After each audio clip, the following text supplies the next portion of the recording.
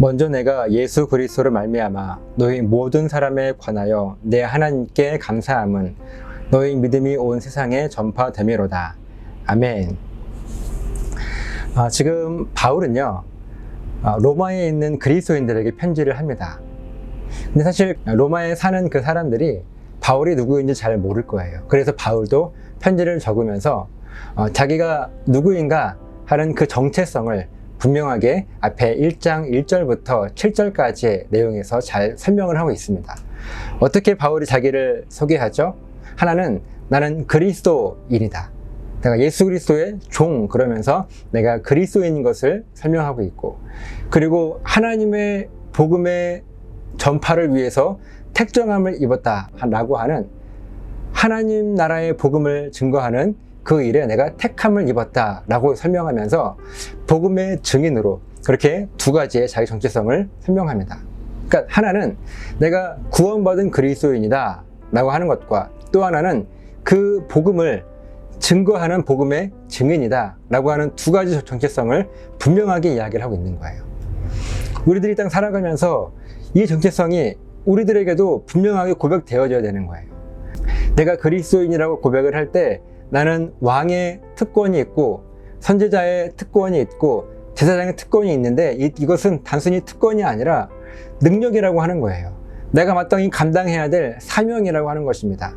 왕의 사명을 감당하고 제사장, 선지자의 사명을 감당해야 되는 그런 사명이 나에게 있다라고 하는 것입니다.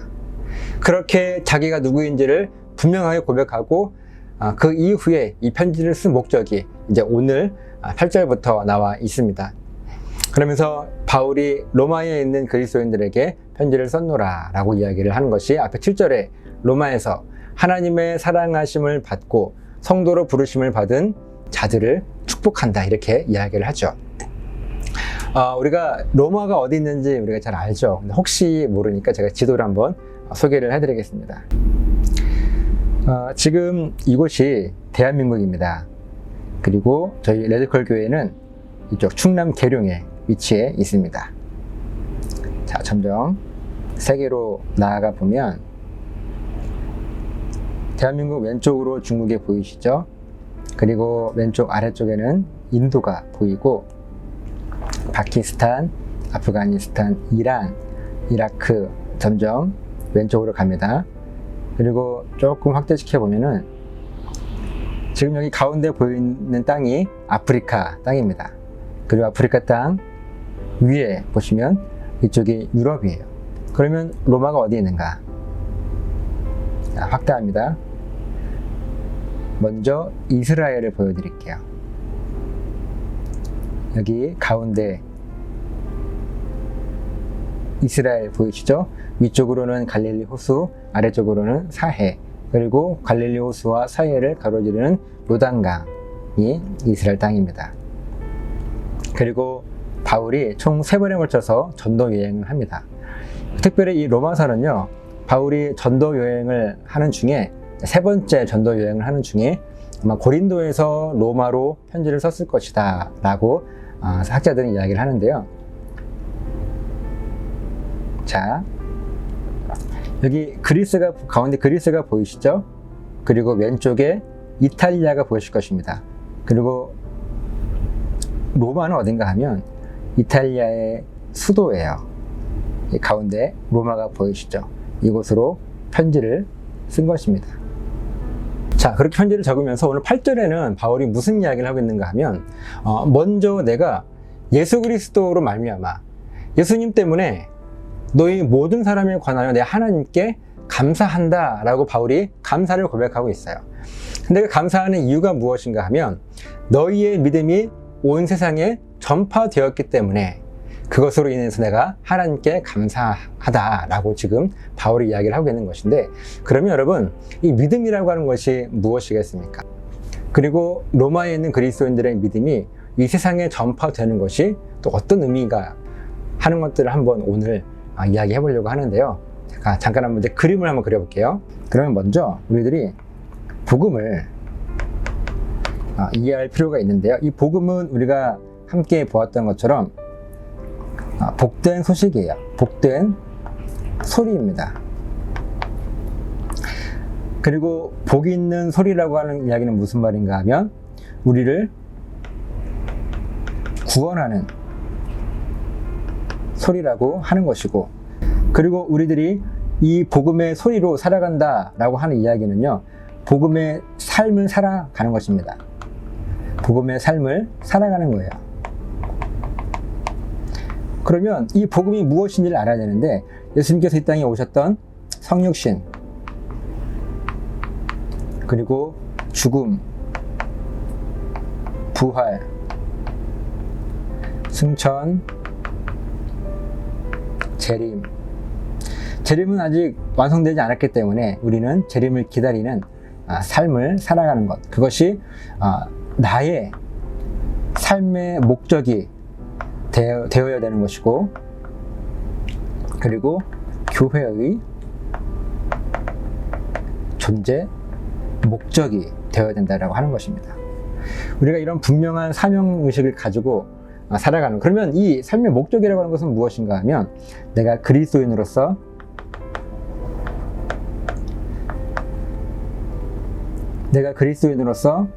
최선을 다해서 살아가는 모습이고, 두 번째는 복음의 증인으로서의 삶을 살아가는 것.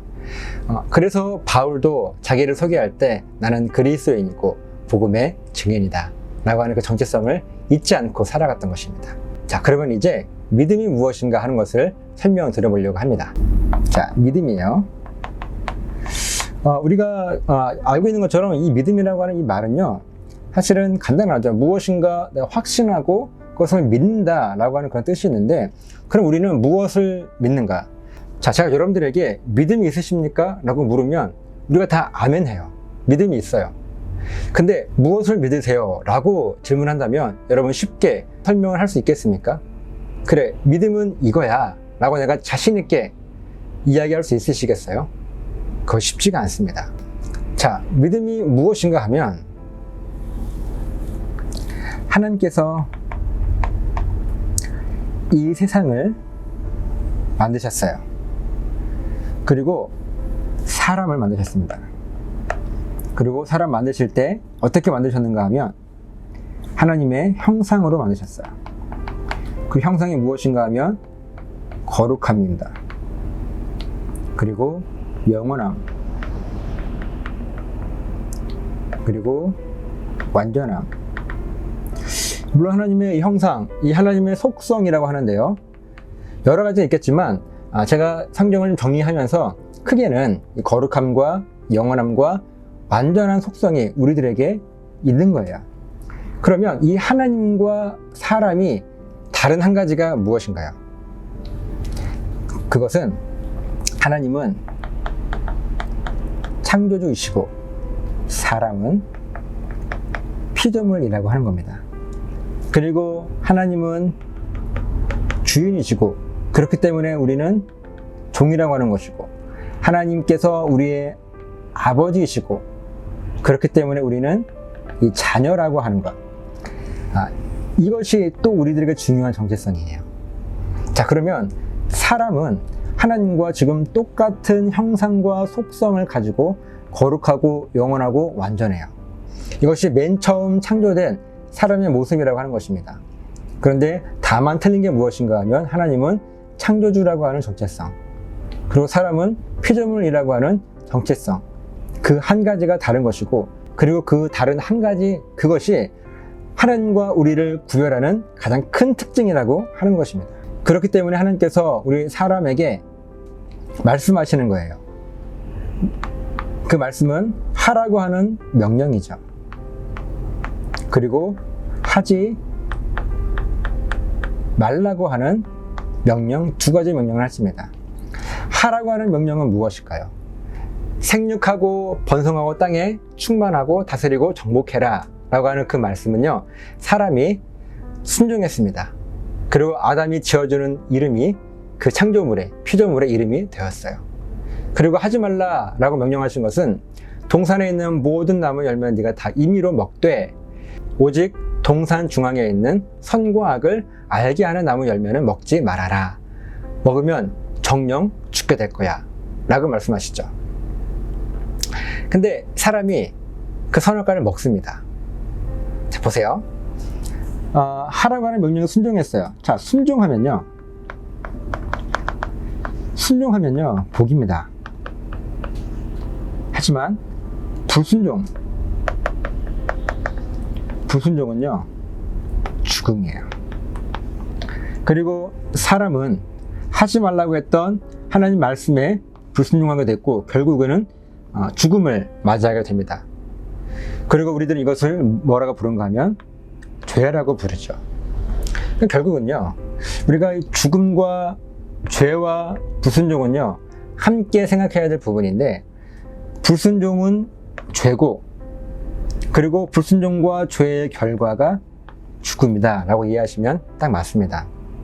성경에서 죽음에 관한 것을 이야기할 때 우리는 꼭 불순종과 죄에 대해서 생각해야 되는 것이고, 그리고 불순종을 이야기할 때는 죽음과 죄라는 것을 떠올리는 것이고, 그리고 죄를 이야기할 때는 그 죄는 곧 불순종이고 그 결과가 죽음이다 라고 하는 것을 이해할 수 있으면 성경을 정확하게 이해할 수 있게 되는 거예요. 자, 그럼 바로 죽었는가? 그렇지 않죠. 이 죽음의 의미는 무엇인가 하면, 이 거룩한 하나님의 형상, 영원한 형상, 완전한 형상이 깨진 걸 이야기하는 거예요. 그리고 더 이상 사람은 이 하나님 나라에 함께 하나님과 거하지 못하고 쫓겨나게 됩니다. 그리고 여기서 죽음의 상태에 살게 되는 것이 사람의 모습이에요. 자, 우리가 이런 모습입니다. 그러면 어떻게 하면 다시 이 안으로 들어갈 수가 있겠습니까? 죽었어요. 우리는 이미 죽은 상태입니다. 그래서 거룩함이 있지만 깨어졌고, 영원함이 있지만 깨어졌고, 완전함이 있지만 다 깨어졌어요. 하나님의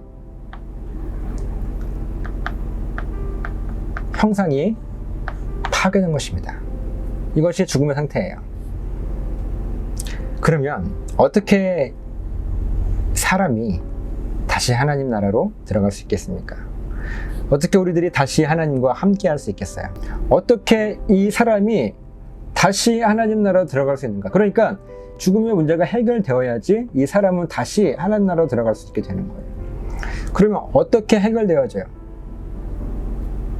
간단한 게 무엇인가 하면 다시 살아나면 되는 거예요.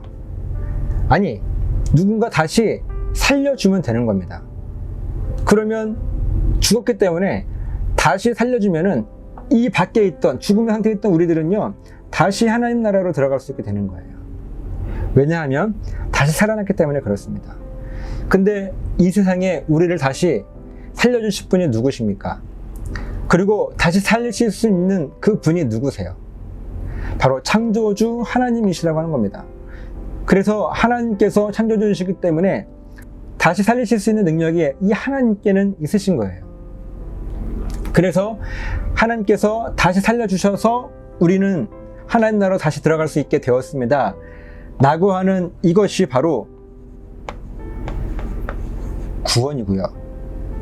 그리고 나는 이렇게 죽어 있었는데 나를 다시 살려주신 분이 하나님이십니다 라고 고백하고 확신하고 믿는 것이 믿음이에요. 복음이라고 하는 것이요, 되게 어렵고 복잡할 것 같은데 사실은 간단합니다. 우리가 원래 하나님의 자녀로 지음 받았어요. 우리 안에 하나님의 형상이 있습니다. 영원하고 거룩하고 완전한 형상. 그런데 그 형상이 다 깨졌어요. 왜요? 하나님 말씀에 불순종했기 때문에. 불순종은 죄입니다. 그리고 죄, 불순종, 그 결과는 죽음인 거예요. 그래서 우리가 그 하나님과 영원히 거할 수 없는 죽음의 상태로 쫓겨나게 되었습니다. 그래서 죽음의 문제가 해결되어져야 돼요. 이 말이 좀 어려울지 모르겠지만 죽음의 문제가 해결되어진다는 것, 그러니까 죽음이 해결된다는 말이 무슨 말이겠어요? 그냥 다시 살아나면 되는 거잖아요. 근데 우리는 이미 죽었기 때문에 다시 살아날 수 있는 능력이 없어요. 그리고 이 땅에 어떤 사람도 죽은 사람을 다시 살릴 수가 없습니다. 왜냐하면 우리 모두는 다 표적물이기 때문에 그런 거예요. 근데 오직 유일하게 하나님 한 분만은 죽은 사람을 살리기도 하시고 없는 것도 있게 하시고 모든 것들을 하실 수 있으신 분이 바로 하나님이신 거예요. 왜요? 그분은 창조주시기 때문에. 오직 창조주 하나님께서 우리를 다시 살려주시면 살아날 수 있는데, 그 하나님이 우리에게 은혜를 베풀어 주셔서 우리를 다시 살려주셔서 죽음의 문제가 해결되어진 것입니다. 그래서 아까 이 그림과 같이 밖에 있던 이 죽을 수밖에 없는 우리들이었는데, 하나님께서 다시 우리를 살려주셔서 생명을 허락해 주셔서, 생명을 허락해 주었단 말이 무슨 말인가 하면 다시 살려주었다라고 하는 그 말씀입니다. 다시 살려주셔서 우리는 이제 하나님과 함께 할 수 있고, 깨어진 하나님의 속성들이 다시 회복될 수 있는 은혜, 바로 이것이 구원이에요. 구원. 너무나 간단한 이 이야기, 이것을 믿는 것이 믿음입니다.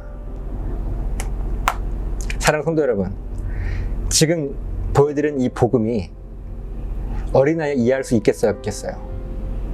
할 수 있습니다. 청소년부, 청년부, 장년부, 더 나이 드신 분들, 이 모든 내용들을 설명했을 때 이해할 수 있지 않겠습니까? 이것을 이해할 수 없겠어요? 너무나 쉬운 것이 복음의 내용인데, 우리는 왜 그 복음을 어렵게만 생각하고 또 어렵게만 증거하려고 하는지. 믿음이 무엇인가? 라고 누군가 우리들에게 묻는다면, 믿음은 죽어있는 나를 다시 살려주신 분이 하나님이신데, 내가 그 하나님을 믿습니다. 내가 이 모든 것들을 믿습니다. 내가 복음을 믿습니다. 라고 선포하는 것이 믿음이에요. 지금 로마에 있는 그리스도인들이 나는 완전히 죽은 존재인데 그런 나를 다시 살리신 분이 하나님이십니다. 라고 하는 그 확신 있게 삶을 살았던 거예요. 그리고 자연스럽게 그리스도인들의 그 삶은 이 세상 가운데 전파되어진 것입니다. 오늘 우리들에게 필요한 것이 무엇인가 하면, 우리의 믿음이 증명되어지고 증거되어지고 그 믿음이 전파될 수 있는 것이 무엇인가 하면, 내가 그 믿음을 막 선포하고 막 전도하고 하는 것도 중요하겠지만, 더 중요한 것이 무엇인가 하면, 나의 삶 속에 죽음의 문제가 하나님께서 다시 살려주셔서 이젠 나에게 새 생명이 있습니다. 나는 구원을 경험한 사람입니다. 하나님의 은혜로 나는 구원을 확신을 갖습니다. 라고 하는 그 고백을 하며 살아가는 우리들, 그 믿음을 가진 우리들이 이 땅을 그냥 살아갈 때, 그렇게 사명을 감당하며 살아갈 때 나를 통해서 복음이 증거되어지고 믿음이 전파되어지는 그것, 지금 바울은 그것을 보고 하나님께 감사했다는 겁니다. 오늘 우리들이 무엇 때문에 감사하고 우리들의 믿음을 어떻게 증명하며 살아가겠습니까? 무엇을 열심히 하고 난 다음에 하나님의 의도로 했습니다 라는 그렇게 말만 한다고 해서 내 믿음이 증거되어지겠습니까? 아니에요. 내가 그 믿음의 확신을 가지고 살아갈 때 우리들의 믿음이 증거되어지는 거예요. 그리고 그때 세상은 나를 통해서 하나님을 보게 되는 거예요. 우리의 능력으로 증거하는 것이 아니라 내가 그 믿음을 붙들고 경험하며 살아갈 때, 또한 그 믿음이 무엇인지 분명하게 알고 살아갈 때 우리들의 삶에 하나님이 드러나게 되는 것, 그 모습을 보고 바울은 감사했던 것입니다. 오늘 저와 여러분들 삶 가운데 믿음이 무엇인지, 그냥 무슨 일 다 잘 될 거야 라고 하는 그 확신, 그 정도의 믿음 말고 그런 믿음을 이야기하는 것이 아니죠. 내 삶의 모든 죽음의 부분들은 하나님께서 다시 살려주신 것이다. 그래서 나는 구원을 경험하고 구원의 확신을 가지고 살아간다 라고 하는 그 믿음, 그 믿음이 저와 여러분들 삶 가운데 충만하게 고백되어지시기를 예수님 이름으로 부탁을 드립니다.